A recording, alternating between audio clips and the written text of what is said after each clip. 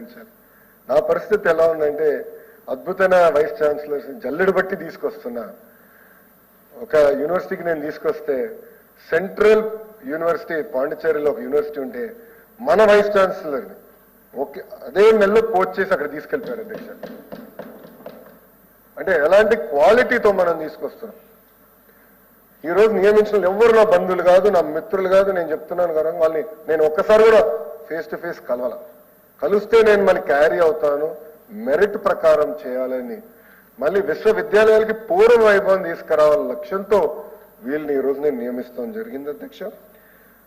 అంతేకాకుండా ఆర్జీయూకేటీ అంటే IIIT administration body కింద ఉన్న జనరల్ గా ఛాన్సలర్ అనేది గవర్నర్ గారు, కానీ గత ప్రభుత్వం ముఖ్యమంత్రి గారిని ఛాన్సలర్ చేసే ప్రయత్నించింది అధ్యక్ష. అది మేము రివర్స్ చేశాము.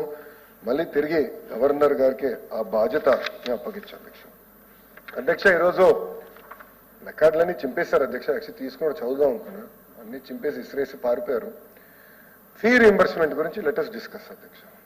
గత ప్రభుత్వం ట్యూషన్ ఫీ 2,832 కోట్లు పెండింగ్ పెట్టారు. హాస్టల్ ఫీ 989 కోట్ల రూపాయలు పెండింగ్ పెట్టారు. పీజీ ఫీ రీఎంబర్స్మెంట్ 450 కోట్ల రూపాయలు, అంటే ఏకంగా 4,270 కోట్ల రూపాయలు బకాయిలు పెట్టారు మన ప్రభుత్వానికి అధ్యక్ష. మళ్ళీ విద్యార్థులందరూ తెలుపుతున్నా, తప్పనిసరిగా దశల వారీగా ఈ ఫీజు చెల్లించే బాధ్యత కూటమి ప్రభుత్వం తీసుకుంటుంది. గత ప్రభుత్వం బకాయిలు, థ్యాంక్ యూ. గత ప్రభుత్వం బకాయిలు జియో 77 గురించి కూడా, అంటే పీజీ ఫీ రీఎంబర్స్మెంట్ కూడా దాన్ని వెనక్కి తీసుకోవాలన్నా తప్పనిసరిగా, దాంట్లో ఎలాంటి డౌట్ లేదు. దాన్ని నేనే హామీ ఇచ్చాను. దానికి ఆల్టర్నేటివ్ నేను తీసుకొస్తాం.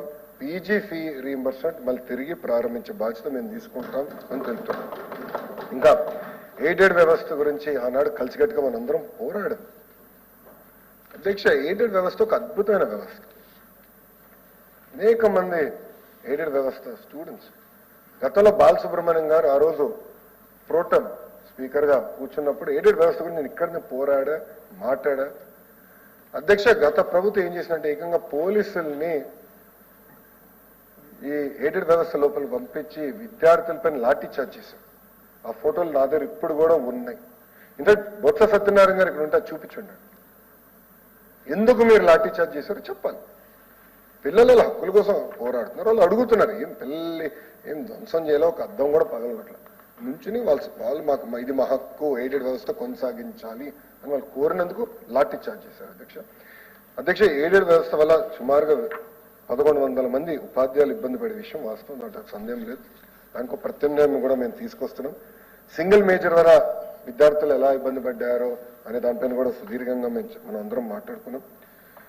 అంతేకాకుండా అధ్యక్ష, ఇతర ప్రైవేట్ విశ్వవిద్యాలయాలు రావాలంటే దానికోసం జాయింట్ కొలాబరేటివ్ డిగ్రీ ఉంటేనే ఇవ్వచ్చు, అది కూడా టాప్ 100 యూనివర్సిటీ ఉంటేనే ఇవ్వచ్చు అని పెట్టారు. దానివల్ల అనేక ఫారిన్ యూనివర్సిటీస్ మన రాష్ట్రానికి రావాలనుకుంటే రాకుండా గత ప్రభుత్వం చేసింది.